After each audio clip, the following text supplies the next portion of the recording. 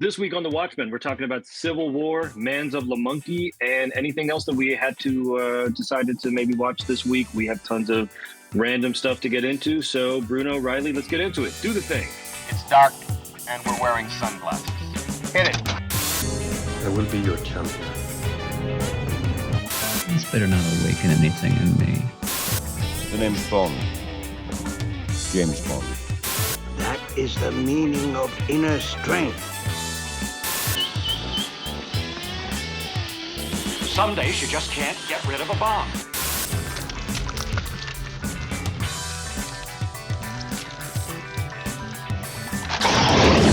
I'm responsible for my own happiness. I can't even be responsible for my own breakfast. We have Santa Claus. One does not simply walk into Mordor. Assemble. Welcome to The Watchmen, where we talk about movie stuff. A little bit different than what we used to do in the past with The Watchmen, where we would just kind of do a deep dive into a single movie. We're going to talk a little bit about new releases that we've seen. We're going to talk a little bit about old stuff that we happen to just watch in the recent past. I'm Deepak Chitna, senior movie critic here at Nerd It Here First, and I'm joined by our Lord and Savior, Riley Trahan. You've got to dial that one back, but hi, thanks for being here.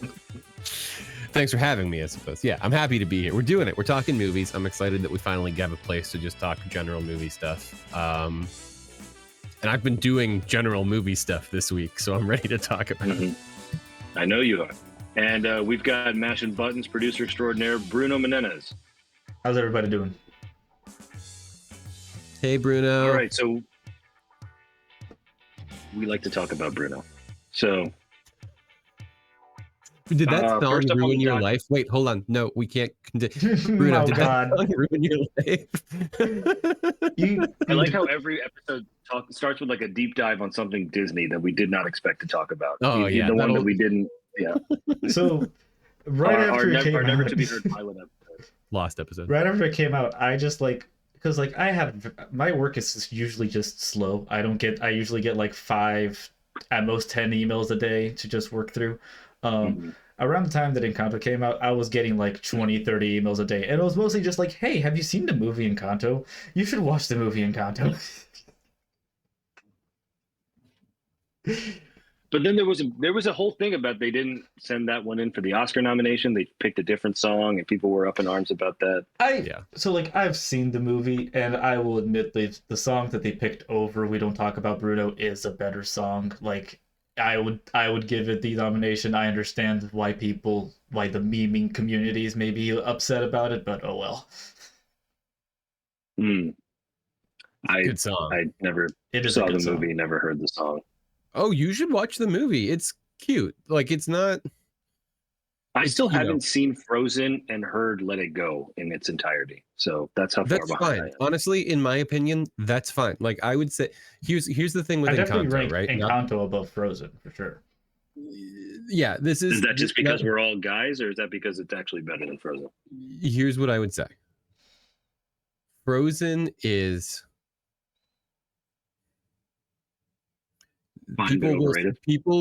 People will still talk about Frozen in 100 years the way people still talk about Snow White, right? Mm-hmm. Like, Frozen is stone cold canon, no pun intended, like wrapped up into the machine, like always will be a part of the Disney empire. Like, that thing is going into, the Mount Rushmore of Disney stuff, right?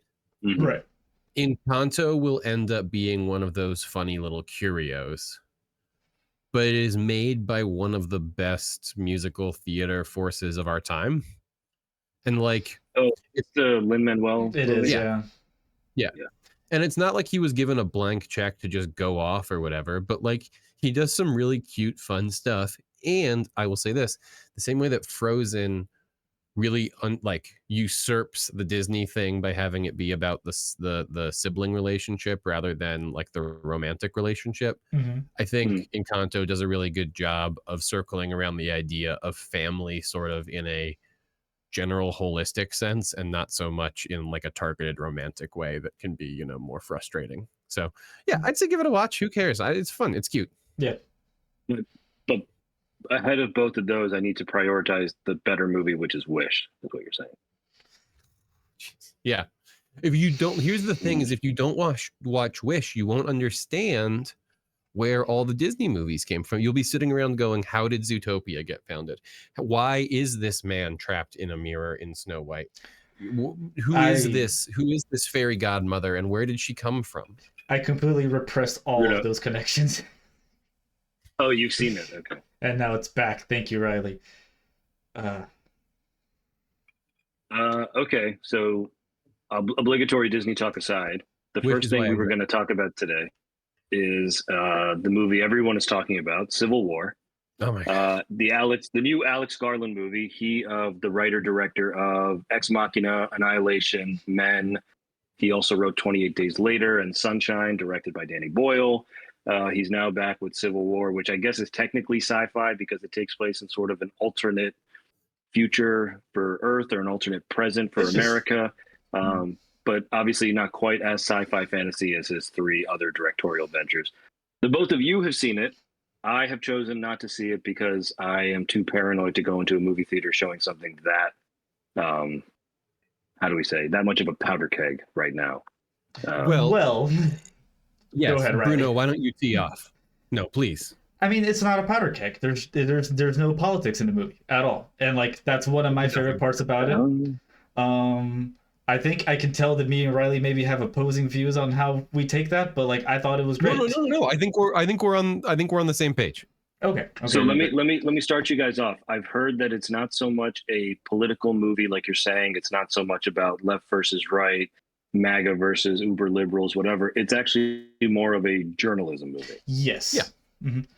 Like the one bad thing I can really have to say about this movie is that the marketing fucked it up. We're not getting spoilers yet, but I do think the marketing kind of hurt this movie a lot going into it because it set off, just like with you, Deepak, I had the same like expectations when it came going into this movie, whereas it would be maybe a little bit heavy on the political side because that's everything the trailers talked about was like just opposing sides and like what kind of American are you? They focus a lot on that specific scene of what kind of American are you, but right, the Jesse Plemons, yeah.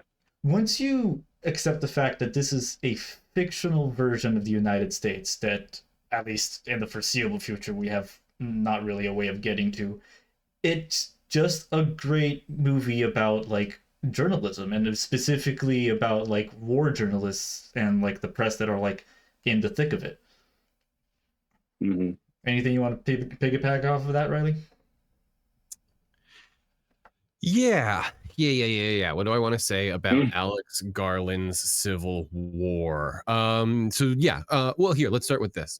Bruno makes a great observation, which is that the marketing absolutely sets this thing up to be like the epic and raw war story, right? Like there are absolutely Deepak sequences in this film that reminded me of a Jughead or a Hurt Locker.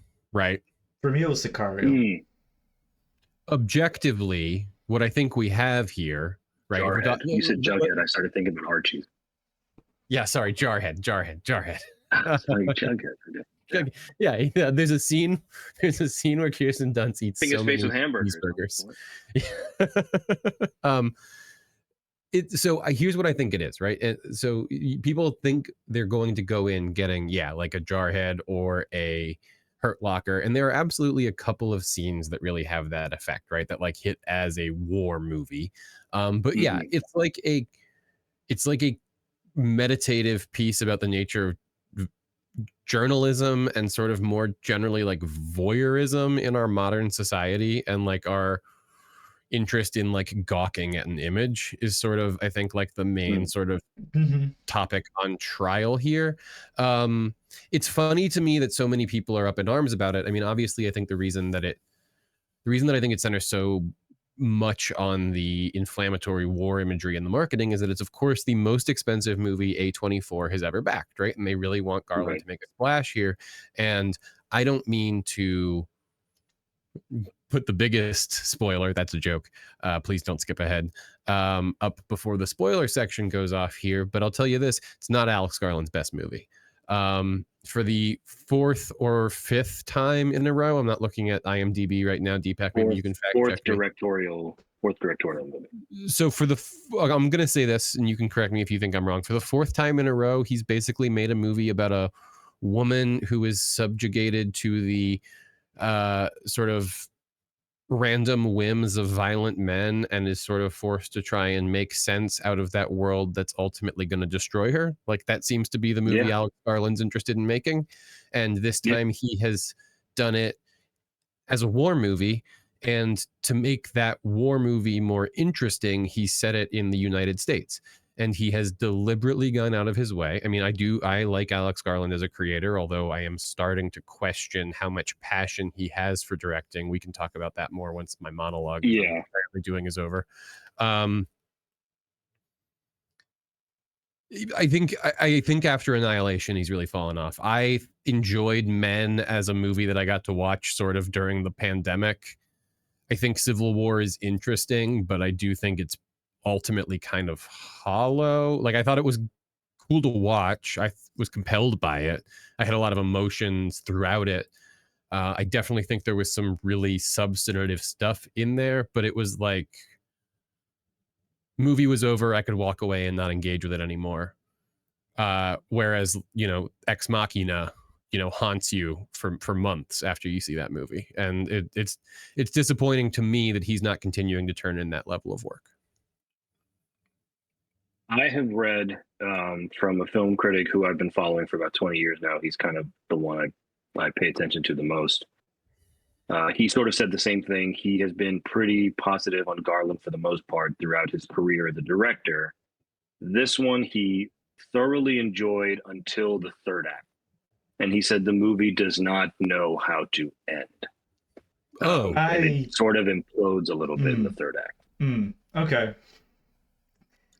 Okay, there's here, Bruno, you simmer on this because I feel like we're having a similar problem.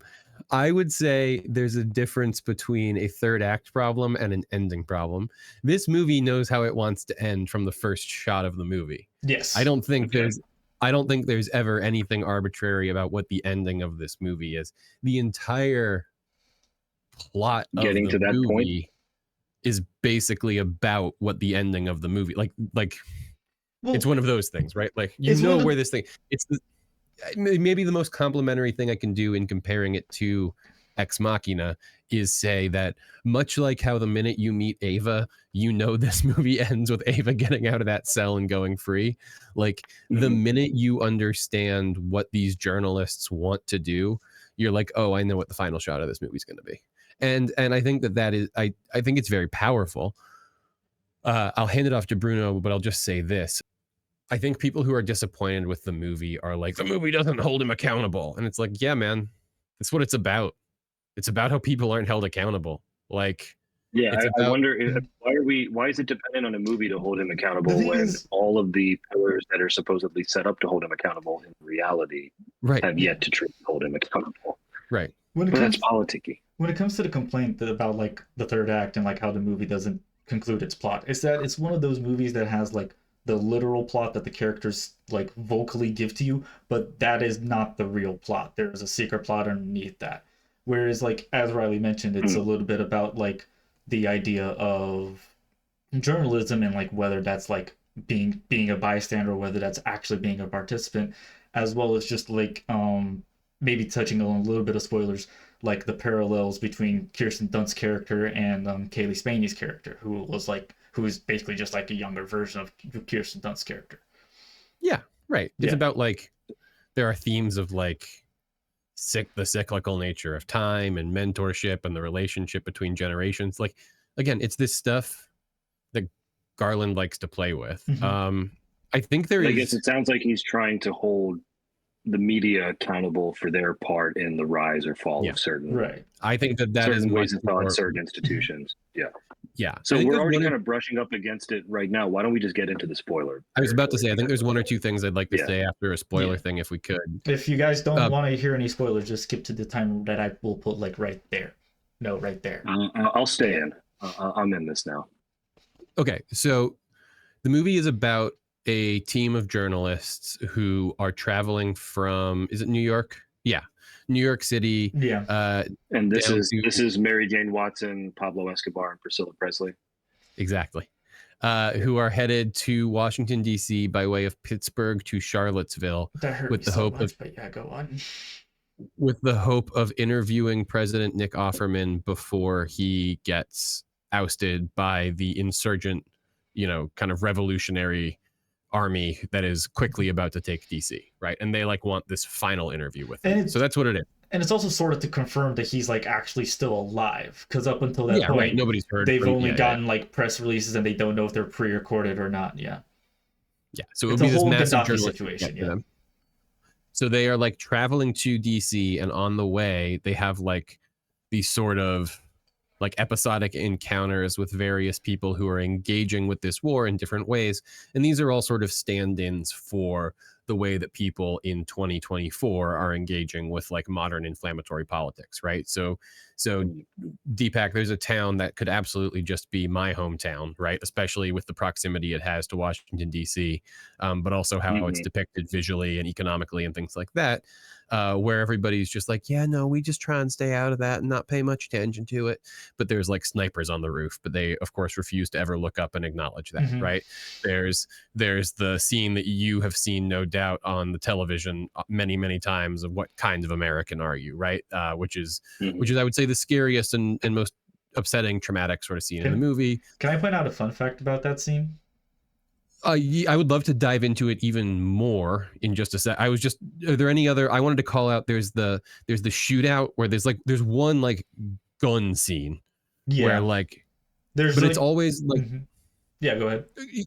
It's always, the focus is always on the embeds, right? Like the journalists who are like sort of like hiding behind these guys with machine guns trying to take pictures of the thing, and then the movie is frequently interspliced with the pictures that they take, photos they've taken. And it's the language it uses is Kirsten Dunst's photographs are in color, and the young what's the younger actress's name? Kaylee Spaney. Kaylee Spaney. I'm sorry if I mispronounced her that. photos are in black and white, so you can kind of distinguish because they'll be taking photos at the same time, and you sort of track Spaney's character's progress and everything. Yeah, Bruno, get in here. I just wanted to do that. And another like just a distinguishing feature to like represent the parallels between the two of them is that like Kirsten's photos is always of the actual action, whereas Kaylee Spaney's characters is always making sure to include part of the press as a character in the photo, which is always interesting. Yeah. And it's sort of this narrative of, like what is, sort of, it's set far enough in the future that obviously there's not a clear generational one-to-one, because, for example, like Kirsten Dunst's character came to prominence for her photographs of the Antifa massacre. That they talk about very briefly, but not much we're else. not given any insight into like who was the victim or perpetrator or whatever. Fictional thing that probably happened around the last 5 years. Yeah, right. So that's the thing, right? Is like so it's far enough in the future, right, that it's not a one-to-one generational thing, but there is very much a like Kirsten Dunst's character is focused on the issue, but the kids these days, they want to like.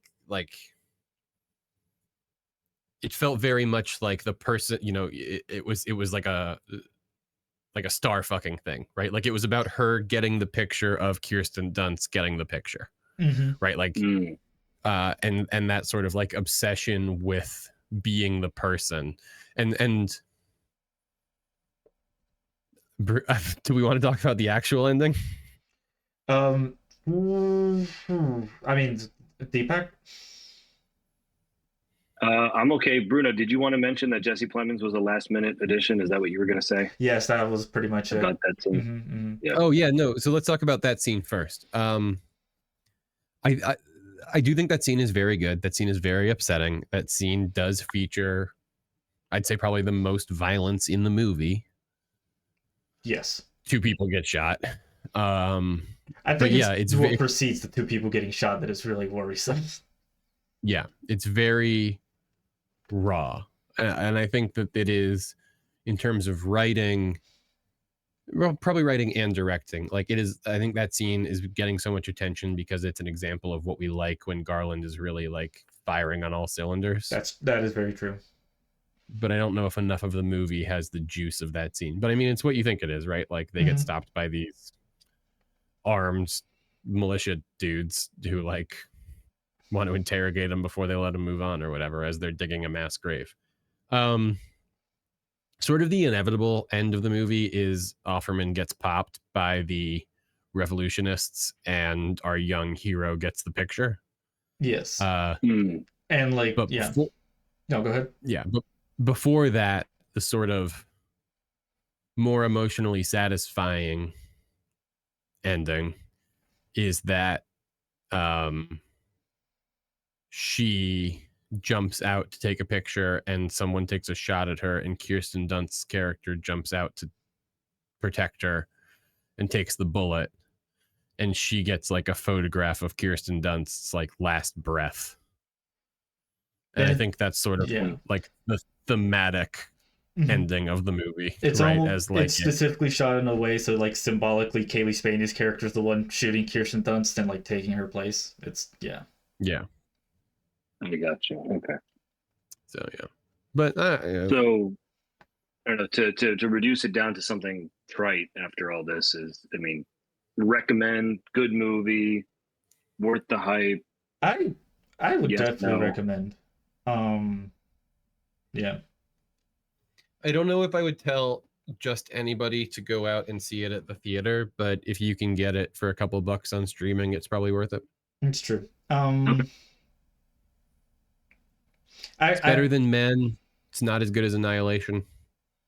That's fair. Yeah, I think Annihilation is my favorite of his. I would go Annihilation, Ex Machina, Men, which Men was interesting towards the end. I think I got what he was going for, but I don't know. Yeah, it's kind of the same thing. I don't. Yeah, Men got very interesting. It's not subtle. Yeah, I would say. I think his career has always felt sort of like Jordan Peele's to me, in that they both have this banger right out the gate. Ex Machina, Get Out, both of which are like these super well written, super well, kind of the core tenets of filmmaking, especially screenwriting, where it's like anything that's introduced in Act 1 is going to get resolved by Act 3. You're going to see everything tied together in one nice, neat bow. And then their second movies are Nope and Annihilation, which are kind of grappling with some of the same thematic substance, but doing it in a way that's maybe it's kind of overreaching a little bit, and it's maybe messier that way, but in some ways I like it more that way. Right. And I think we kind of had that same conversation, you, me, and Fred Riley, when we saw Nope in the theater. I find both of those movies to be maybe not as formally good as their predecessor, but generally better than their predecessor. What are you doing with Us? Or yeah, what are you doing with Us? Oh, sorry, not Nope. I mean Us and Annihilation. Okay. Us and Annihilation. Okay. Nope, and then I think that's where Nope and Men is where they diverge. Nope, I think, is Peele's best movie. I think that is the is the amalgamation. That's everything he had been building to up to that point. I think Nope really crushes it, and Men is not a bad movie by any means. I enjoy Men. I own Men, the movie. Yeah, that's there's. I've seen it twice, and it's still, I still kind of struggle with what he did there at the end. But there was another movie that came out around that time that was the better version of Men, but I can't think of what it is right now. Also clipping Deepak saying "I own Men" to be my new ringtone. That's my new binder. That's the new binder full of women. I think is going to be "I own Men." So. I will lastly say, for Civil War, like, I can't really speak much on the directing and the writing because, as Riley already pointed out, that did have some of its issues. But I do think the sound mixing, the editing, and maybe even the cinematography deserves a lot of attention when it comes to like award seasons and like award discussions. It might be Kirsten Dunst's best performance. Oh yeah, that as well. That was going to be my last bit. Kirsten Dunst is definitely on a short list for like best leading actress now. Yeah. She killed it in the movie. I would love to see it again. I mean, it's one of those performances where it's like she's basically in every shot of the movie. Yeah. And I really like Bogdan, but I know he's not going to get much recognition, but I did really like everything that he did with the movie. When they get to Charlottesville and he gets out of the car, he really just had, it's just him on a 60-foot screen, and he really crushes a very emotional moment. Yeah. No, yeah. Digital rental, Cool. streaming on whatever. It's always interesting when Riley says you don't have to go see something in a theater. So I'm a little surprised to hear you say that. But yeah, you're fine. I would personally beg to differ, but oh well. We'll move on. All right. Then the next thing we had up as far as theatrical releases go, and as of this recording, Riley informed me that it's now available digitally, is Monkey Man, the Dave Patel starring, co-written, and directed movie in which he plays a nameless kid out for revenge on the streets of a fictional Indian city. It's not a real city. This was an interesting movie in a lot of ways. I did really sorry, like it. D-Back, I'm sorry. You're. I don't mean to hop in and correct you so quickly, but I'll have you know that White Cinema Twitter has informed me it is a Bollywood film. No, it's not. Oh my God. I don't know. That's what the white movie people on Twitter keep telling me is it's a Bollywood movie, heavily influenced by Bollywood movies. So Riley, as a honorary Brown, you should know better. Well, I wanted to give you this to this was a big thing I wanted to talk about. These are the same to cut you off, but I wanted to stick this in your craw.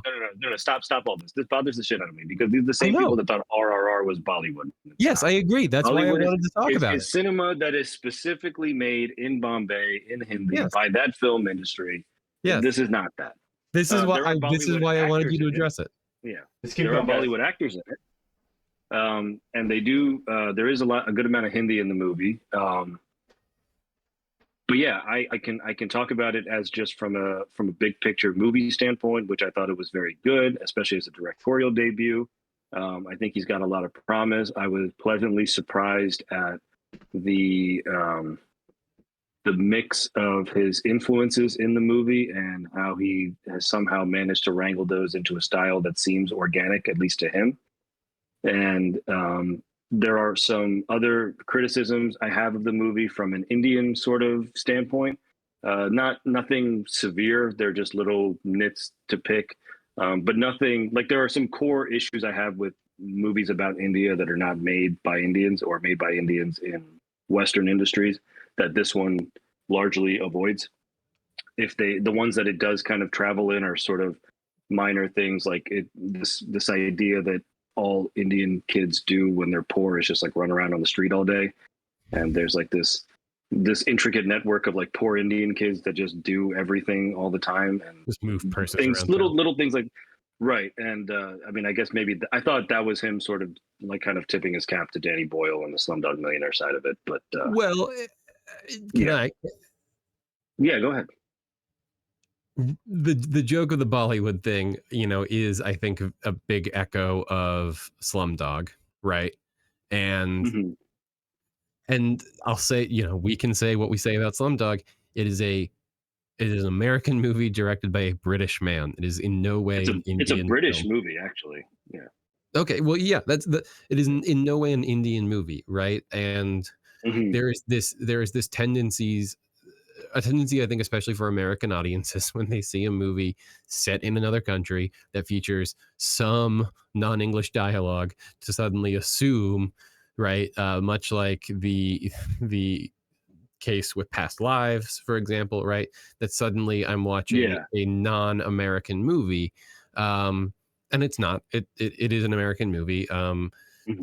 That doesn't take anything away from it, but I do think that I think that it is worth interrogating the way that it depicts what, from the perspective of the movie's production, is a foreign country, right? And because there are always going to be weird, sort of problematic tokenisms in that, right? And the fact that the movie is made by Dev Patel as its director, right, doesn't suddenly make this movie invulnerable to that, because there are all sorts of hands all over this thing, and there are all sorts of reasons why we should maybe cock an eyebrow when, for example, it's suggested that, like you say, that there is just this army of Indian street urchins who, for one British pound, will run away any way you need, governor, right? Like we eliminated this stereotype for the British in the Victorian era.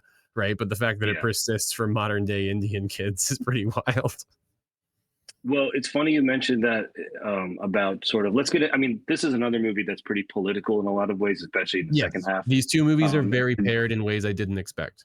And there's a bit of production history that goes into this. Apparently, he made this about 3 or 4 years ago for Netflix, and Netflix decided to kind of sit on it, not realizing that, I guess that apparently they thought they were just getting sort of a John Wick movie, and it's not John Wick. It's got more to it, sort of political criticisms and can I give you my discourse. Can I give you my big brain? Let me get through it. And there was a lot of political discourse around sort of this movie and what it's trying to say about the current Indian government and Modi. And that certainly exists. I think that's part of the reason why it was apparently cast in a, I don't know where they shot it, but the movie takes place in a fictional city. It's made pretty clear. Yeah. And the party that they're talking about is fictional. Apparently there were some color changes to move away from certain colors that were identifiable with certain political parties or certain politicians. But watching the movie, it's clear that a lot of what he's talking about is not exclusive to India. A lot of things where it comes to the treatment of transgender people, the Hijra group, by the way, is very real in India. They go back centuries. There's one political character towards the end of the movie that says we're going to make India beautiful again, which is not very subtle at all. So none of this is really specific to India. A lot of the discourse that tries to paint it that way, I think, is missing the point, or is trying to maybe score low-hanging fruit that is pretty cheap. But what I would say is that what the movie does really well is this kind of thing of, it's very much the Joseph Conrad hero story morphed in with this sort of superhero story with the mythological thing that I'm not even sure is a real Indian myth. This thing about Hanuman apparently trying to eat the sun. I think it sounds like he's kind of taken the myth of Prometheus and tried to wrangle it into a Hindu version of it. Or Prometheus or whatever, exactly. And I don't know but Hanuman is obviously for lack of a better word, real mythological religious deity, and what they've done to kind of graft that onto a sort of modern day parable about class warfare in India and the political realities of the subjugation of minorities and things like that is interesting. And it's much better than any of the John Wick sequels. I'll say that much.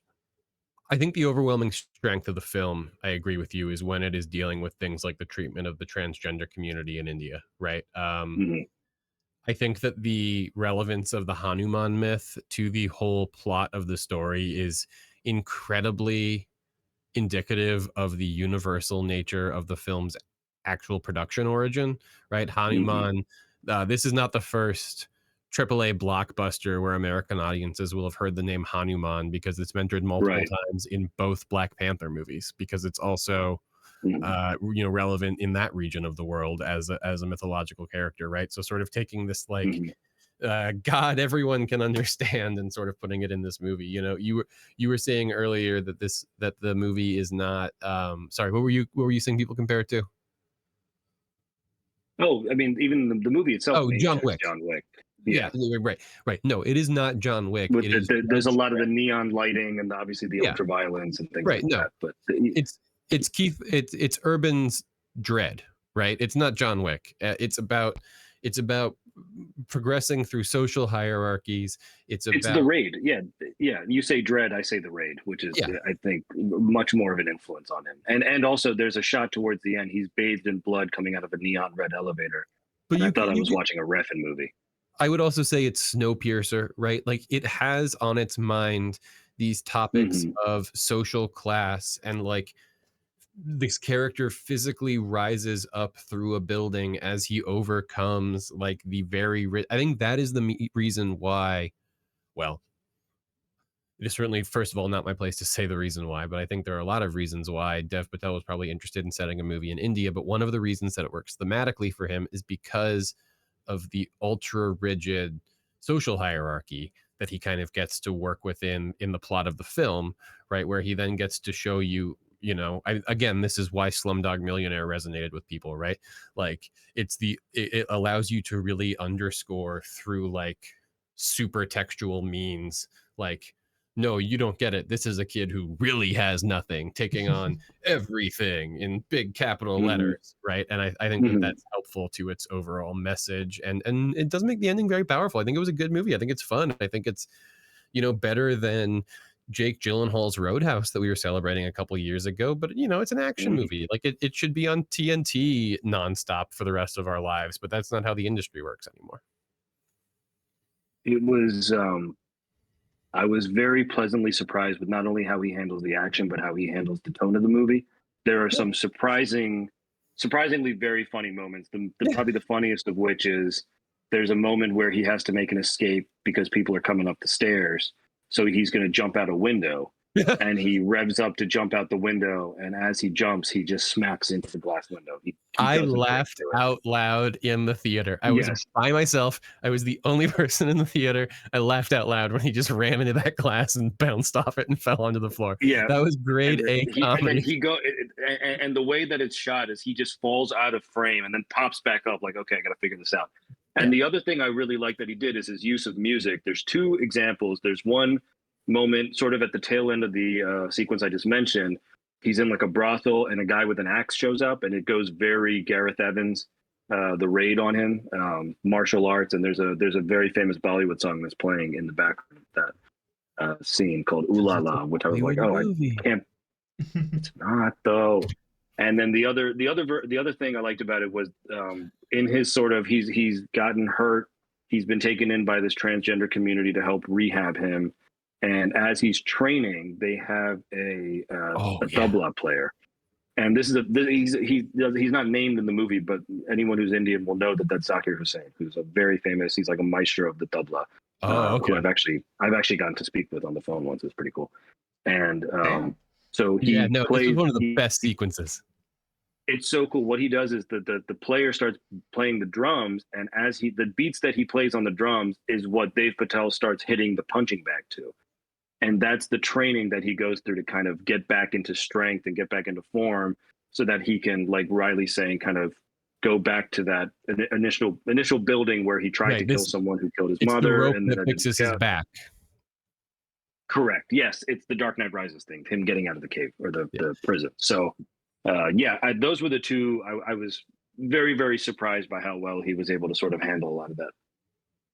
It was great. I'm excited to see it. I think, this was my Letterboxd review. So I'm sorry if this is repeat material for you, Deepak, but I think if he trusted his audience a little bit more, and if he, leaned a little bit more into the action choreography of it all, was a little more maybe comfortable just like in the space of being a filmmaker. I think he might be more likely than Michael B. Jordan to be his generation's Clint Eastwood, right? Like I could see him becoming like a very cool, very dynamic filmmaker that dabbles in all sorts of arenas, right? I think it's a better, again, if we're comparing it to other movies, not that that's a thing we try and do. I've done it twice now in this one conversation, but I think it's a better first directorial outing than Creed 3. I haven't seen Creed 3, but I don't doubt it. Yeah, no, I think there's a lot to be interested in here, and I'm excited. I would love to see Dev Patel direct more films. What I'm really interested in, right, is the fact that he seems to be doing what I had really hoped, because he's just signed up for, what is he in right now? He's rumored. That was the first time I heard about it. What you sent me. He's apparently rumored to be in the new Jurassic World movie. Right. Which would be with Gareth Edwards. Mm-hmm. Correct. Not Gareth Evans. Yeah. Right. But I would love him to, like, if this was a pattern where it was like he makes a movie, then he works with a great director, then he makes a movie, then he works with a great director. Like, I think that would be a really cool way for his first couple movies to come out. And he's just picking up these tricks along the way and like putting them in the film. Right. Getting the opportunity to be in a room with guys who have gone through, but still like newcomers to the scene, right? People who have really influenced, like imagine if he goes and works with Gareth Edwards and then he's like, I'm going to direct a kaiju movie, right? Like we would lose our shit. That would be dope. Yeah, that'd be dope. And he's done some interesting work. I know part of the backstory behind him wanting to make this movie was apparently that he was not getting some of those roles that he wanted, including like the action roles, but we've seen him do stuff like obviously Green Knight. He did a movie back in 18 or 19 called The Wedding Guest, which is him playing kind of a British Pakistani intelligence agent who infiltrates like a wedding and is supposed to get this girl he's been hired to get that girl from one place to another, and he's being chased through India or parts of Pakistan. And so he's kind of flirted around, I think, this Monkey Man role in some various ways. And I think those two roles are probably the closest. Obviously, there's Slumdog as well, but he speaks more Hindi in this movie than I think I've ever seen him speak in any other movie. So Yeah. Whether it's again, kind of comfort with the language, comfort with the region, whatever it is, he's clearly found something for himself, and I hope he continues to explore that. Rock on. Bruno, have you seen it? I have not seen it, but I do have. I literally, as soon as you mentioned it, I pulled it up on Amazon, and I'm currently looking at the buy now price.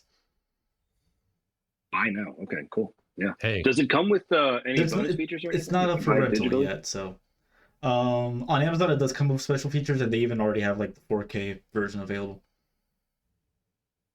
Is there like an audio commentary or like a?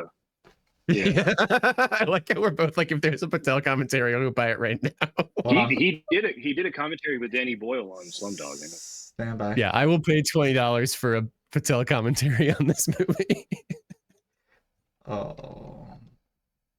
What was I going to, while Bruno looks for this, I was going to say, I just didn't want to have the last word on this, but if we're hanging on to it for a little while longer, here's what bothered me, right? Like, at specific examples, because I don't just want to say trust your audience more. Like, I didn't need the multiple close-up, slow pan shots of the Bobby's Bleach label to understand that Bobby wasn't his real name, right? And like, I even in 2024, and I recognize it's been a long gestating project, it's been on the shelf, etc. But where we're at right now in 2024, I don't know that I needed half the subtitles, right? Like, just throw them out. I get it, right? Like, if it's dramatically relevant to the plot in some instances, that's fine. But there was a lot of stuff where it almost took me out of it because I was like, it's a mood thing more than anything else, right? Like, I understand this story fundamentally.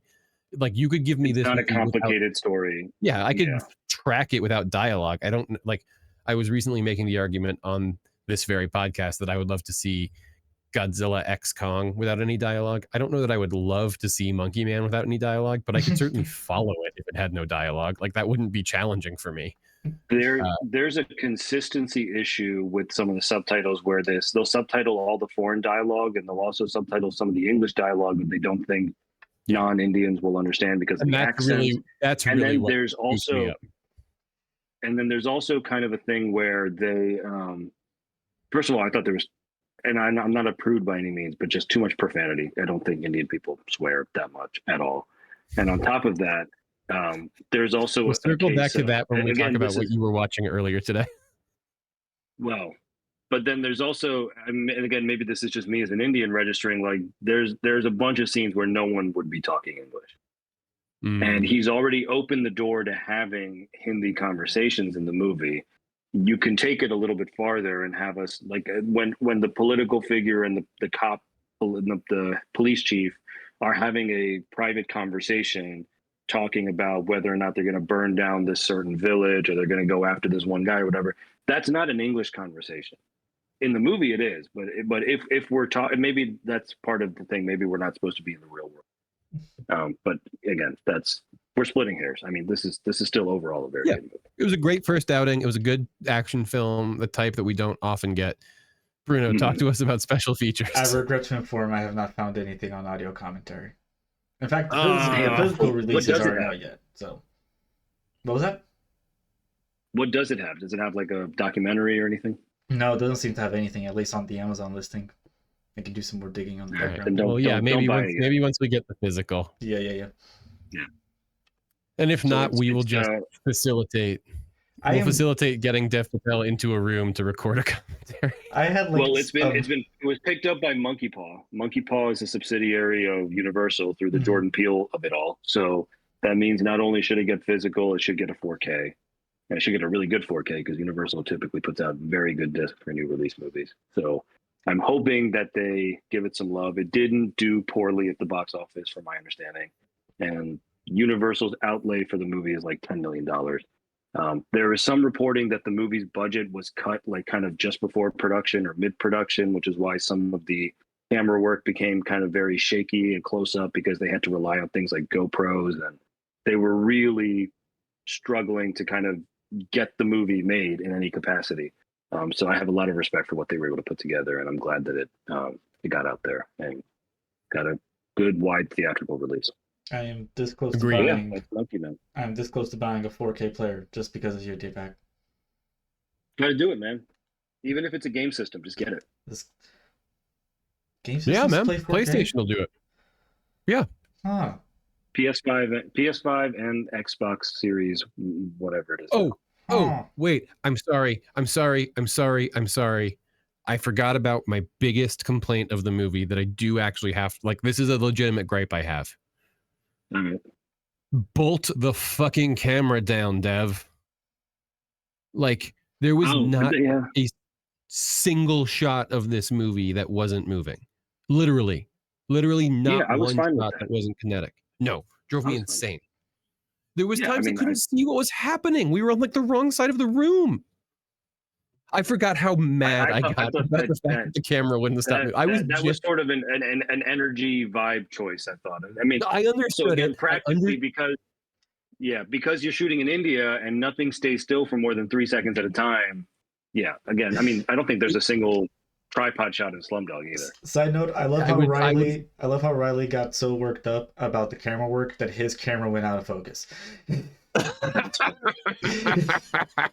The real sad part is I didn't remember it until I went back and read my own review on Letterboxd, and then I remembered how upset I got. But here's where there are tripod shots in Slumdog is on the millionaire stuff. And I would say that, like, almost reverse, I would have taken that like incredibly frenetic, anxious energy in the fights, not just like in the ring, but also like it would have been a cool way to link the in the ring fights to the actual like cinematic violence. But like, I don't need that when he's in the kitchen, like meeting a guy who's going to be a useful connection for him later. It just started to give me a headache at a certain point. I understand like the thematic relevancy, but I felt like I couldn't actually follow what was happening. So yeah, I would like to request that Dev in his next film at least just try out like maybe in 1 or 2 scenes we lock the camera down just to see what that feels like for us. Yeah. He has to work with a director who's into tripods, and then he'll take that. Well, it's not going to be Gareth, so no. All right. Next up, in our final segment, is just sort of what we've been talking about, what we've been watching recently in the last week or two.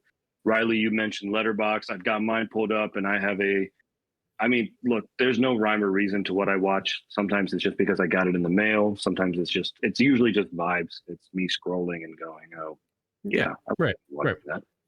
You want to go first? What do you have? Just some highlights. I'll go. I'll go.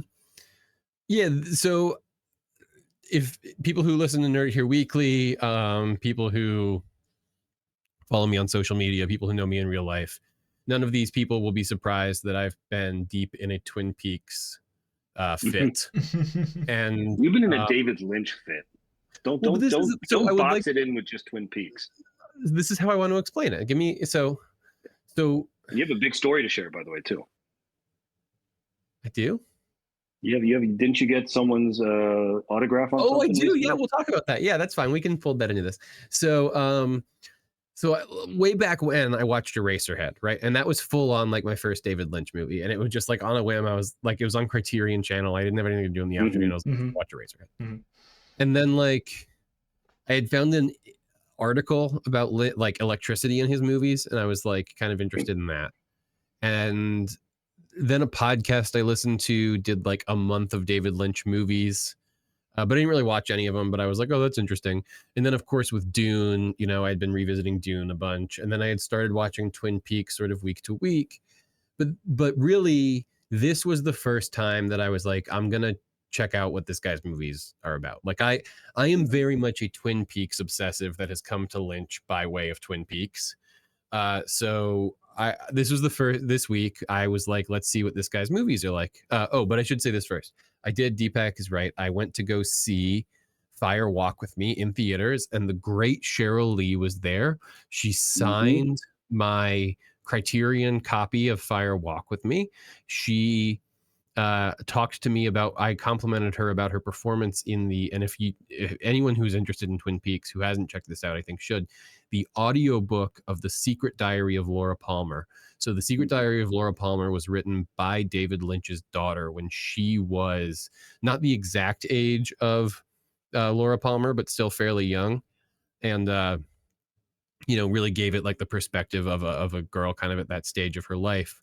And only a few years ago did Cheryl Lee ever actually record the audiobook, but not only her vocal performance just as a young girl, because the diary takes place from like age, probably 8 to 17 or so, right? There's a real swath. Whenever she's killed at like her senior year of high school or something, right? Right. Yeah. When she's 17 is when she dies. But also just, having her revisit that character after all of the work she has done, she just brings such commitment and such a life to that character. So it's really fun to get to talk to her about that. She did a really cool Q&A just talking about a lot of stuff in Twin Peaks that I was super curious about. So that was just fantastic to get to meet her. And she was everything you'd hope she would be, which is always fun because so often celebrities are such duds. So it was great that she was this big sweetie.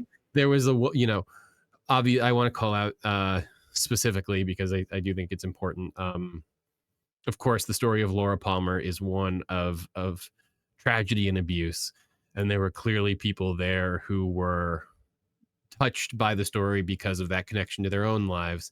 And for example, there was one woman who, clearly couldn't stay to wait in the line long enough to meet her, and was like going to leave and had sort of turned around to wave goodbye, and Cheryl Lee like just waved her up. I was like, just get up here real quick, it's fine, who cares, like everyone's fine with it, just come talk to me for a second.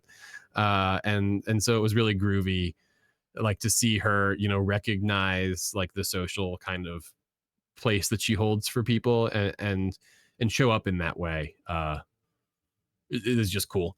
But yeah, so anyway, what I wanted to talk about was I watched Mulholland Drive and was this your first time? Lost Highway.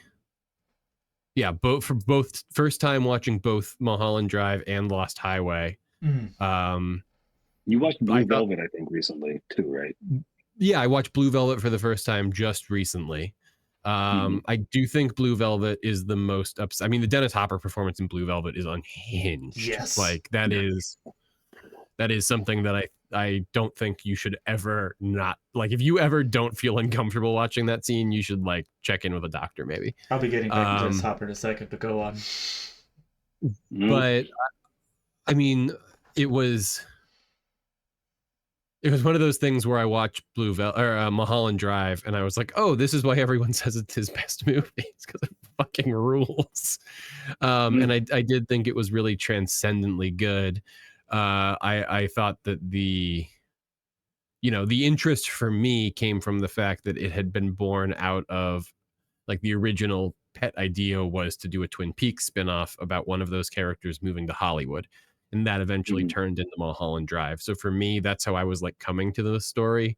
But the way that it sort of twists out of its plot and sort of takes you by surprise and then so seamlessly kind of ties back in, people call this the Lynch Mobius strip, right? Where he sort of takes the reality that you start the film with and changes it just enough that you're a little uncomfortable with it by the time you get to the end. I do think the ultimate version of that is Lost Highway, which did absolutely rip ass. I would sound good. Like good or bad? I would love. I don't know. That I would love to watch. It's good. Okay. Rip ass is good. I would love to watch. Yeah, no, I want to watch Mulholland Drive again first, but like I can't wait to watch Lost Highway again. It was one of those movies, like I think coming to him through Twin Peaks, I'm just like ready for shit to not make sense. Like there is no part of me that's ever like, let's fire this one up and follow the plot logically. And in that way, I feel like I get to the big, I do think he's really grappling with big ideas. And for me, I don't know that I'm a particular fan of any particular filmmaker. Like I like good movies and I do tend to be like that person reliably makes good movies. But like I like movies that I have to chew on for a long time, right? We were talking about this earlier with Garland, right? And like there's never a Lynch movie that I'm like if I'm bored, I could just start thinking about a Lynch movie and that would kill like 90 minutes easy, right? You and I have had that conversation where I can respect Lynch as an artist, but there's something so inscrutable about what he's doing. I've seen Twin Peaks, the first season. I've seen Mulholland. I've seen Blue Velvet, and I tried watching Dune, couldn't get into it. But I just can't. I don't get his stuff. I actually think I can respect the artistry, but No, go ahead. You think Mulholland is pretty straightforward? I think Blue Velvet is pretty straightforward. Blue Velvet is relatively straightforward. Yeah, I think that's his best one that I've seen. I think I am always hesitant to talk about what my actual like conclusions about Lynch's stuff are, only because he is so reluctant to ever talk about it, right? But one of the things that I always point to is his obsession with the Oz. That's another thing. I rewatched the Lynch Oz doc on Criterion yesterday. I liked it way more this time than the last time I watched it, probably because I've actually seen the movies now. But the way that he is indebted to the idea of I had a dream and you were there and you were there and you were there. Like, I think if you are ever, I would love us to do a Lynch deep dive on this show sometime. We both like just go nuts on his movies, and maybe even like it can be a month or whatever of calling out specific films, and then we could actually have a significant conversation about this. But I think that if one is a viewer trying to approach a David Lynch movie and they are somewhat confused about the nature of the reality, whether it's Twin Peaks or Mulholland Drive or Lost Highway or Inland Empire, or Eraserhead or Elephant Man, I think it is important. Yeah, I think it is important to remember that David Lynch loves I had a dream and you were there and you were there and you were there. Remind me, Wizard of Oz, that's what she says when she wakes up in Kansas at the end, and they're the lion and everyone is the townspeople. Yeah. But just in general, I think he sees very little difference between a dream and a movie. And a lot of times for him, the two things are actually the same thing. So like, what if David Lynch had made Inception? There'd be a lot less talking, I think. David Lynch had made Inception. Goddamn. All right, what about you? What AI, get on that. Yeah, again, it's been vibes. Recently, I have not watched this yet, but this just came in today. Andrei Tarkovsky's Nostalgia in 4K. I have never seen a Tarkovsky movie. I've seen, the closest I've come is the remake of Solaris that Soderbergh did with Clooney, which was not bad, but I've heard the original's better, so I'll get on that. It's in the Criterion Collection.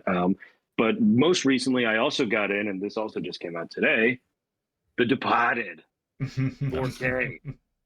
One of the greatest movies ever made. I'm a big Scorsese fanboy, as everyone knows. And I think it's been interesting to see over the last 15 years since The Departed came out, how the critical reevaluation has gone on. I don't know if it's Best Picture backlash or sort of just a general malaise that has fallen over the reception to that movie because, he had made so many better movies before, whether it's Taxi Driver, Raging Bull, Goodfellas, and he just happened to win it for this one. I think people tend to kind of downplay just how amazing The Departed can be. Yes, it's a genre movie. Yes, it is very mainstream compared to some of the other stuff he makes. Like, for example, Killers of the Flower Moon or Last Temptation of Christ or Kundun or whatever. But the last hour of The Departed is some of the best filmmaking, not just that he has done, but just like anyone has done. The tension in that. And of course, there's more than just kind of the surfacial thriller aspect of it. There's a lot going on thematically. I just wrote about it on Letterboxd today because it occurred to me that two movies came out in 2006 that deal with guys going undercover and how that messes with their psyche and their love lives. And it's this and Miami Vice. And they're both very, very interesting movies, and how both those directors approach sort of that same, that same world, even though it's undercovers in Boston versus Miami, they couldn't be more different in that way. And stylistically, of course, they couldn't be more different. But yeah, so The Departed is something I watched recently. I'm just going back on my Letterboxd here. Big hits. Riley and I talked about Cinderella, going back to Disney. I watched Cinderella recently in 4K, which looked amazing. The movie itself, I don't think really holds up all that well, but it's really fun to see that old 50s. I wanted to ask, have you seen Internal Affairs? I have, yeah. I've seen the first one. I have not seen the sequels. Apparently, The Departed takes from parts of the sequels also. What is it? I remember I saw it back when The Departed hype was high, 15 years ago. And I remember really just kind of watching it more to sort of compare how that director, whose name escapes me at the moment, kind of told the story or did certain scenes versus how Scorsese did them. And there is quite a similarity. I still remember now, just the beginning of Internal Affairs, the Jack Nicholson version of that character kind of recruiting the young boys and how he brings them up and then kind of sets them into the world. So that there's some of that is pretty similar. But I can't speak intelligently on it. I know it's in the Criterion Collection as of like a couple of years ago. Sorry, Bruno. It's called Infernal Affairs. It's a Hong Kong action trilogy. Oh, right. And that's the like what The Departed is based on? Gotcha. Yeah. Okay, cool. So I've always been curious to watch those. I might actually, maybe next week, my what I watched last week will be Infernal Affairs. I could probably do that trilogy in a week. Yeah, it's shorter than The Departed. I remember that because The Departed is pretty beefy, but it moves fast for 2.5 hours. And there's a pretty sizable. We talk sometimes about how like there's movies such as Parasite where you're watching the movie and it goes along and you're thinking, oh, this is fine, this is a good movie, and then the doorbell rings and it becomes a completely different movie. Right. This sort of has that same effect where it's like, okay, yeah, it's like a cops and robbers movie, whatever. And then Martin Sheen gets thrown off a building and the entire tone of the movie changes. And it suddenly feels like the stakes have been completely elevated and jacked up to 11. Yeah. And you still have like almost 45 minutes or an hour left in the movie and you don't know how you're going to survive. No one does except Wahlberg, who had to get off that fucking box art. Yeah. Well, apparently his agent just didn't negotiate well enough for him. The funny thing is, there's so many stories. I think that just made The the Departed twist came out better, like right when The Departed came out right when I remember because Riley and I were friends at that point. I was really starting to get into movies like big time. So that was like a foundational one for me. And like I remember doing all the reading about it and like how DiCaprio, they thought he was going to get nominated for that movie, but none of the co-stars wanted to campaign against each other. That's why he got nominated for Blood Diamond. But Wahlberg didn't mind campaigning. That's why he got the Oscar nomination. I remember that movie. Wasn't that? It must have been Departed. Yeah, it was basically how I found out who Scorsese was. Probably, yeah. Yeah, no, so good. No. Gangs of New York. Gangs of New York is what I'm thinking of. Mm-hmm. That was my in on Scorsese, of course. Of course, me, it was definitely Departed. That's the one I like. I was also thinking today about how much more I like Shutter Island than you. Have you read Shutter Island? I think I might read the novel. Me? Of course I've seen Shutter Island. I like Shutter Island quite a bit. Have you read it? No, I've not read it. Okay. I think I'm going to read the novel. I'll let you know.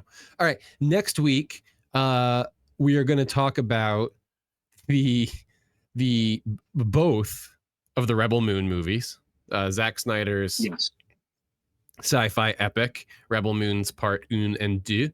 And this is classic Watchmen. I think we're both vastly different opinions on the first one, so we'll see how the second one turns out. I'm rewatching it and I'm starting to remember it more and more.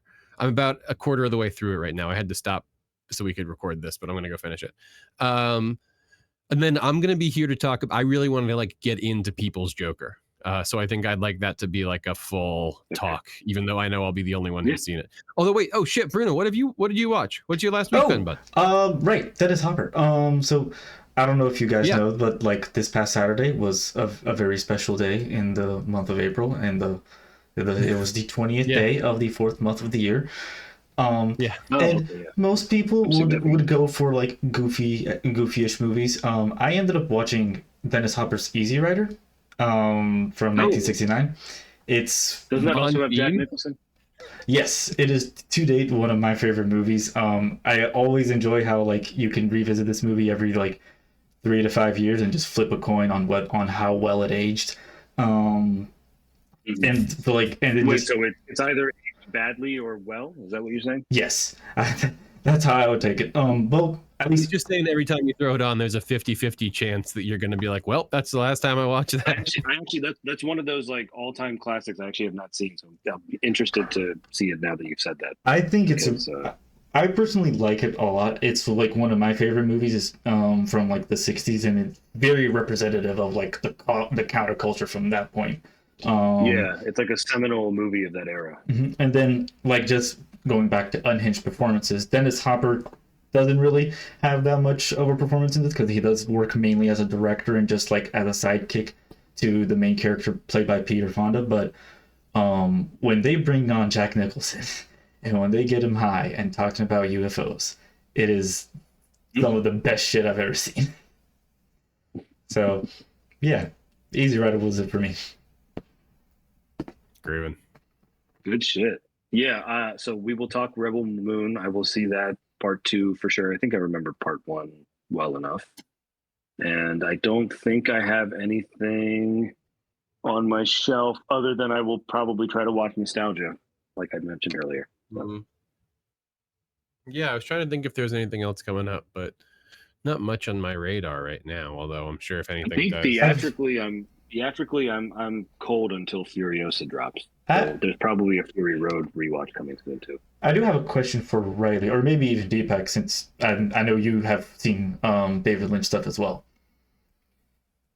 I've recently finished the Fallout TV show, and it got me back on a Kyle MacLachlan kick, and that took me to rewatching Blue Velvet, and I'm blanking on the other one.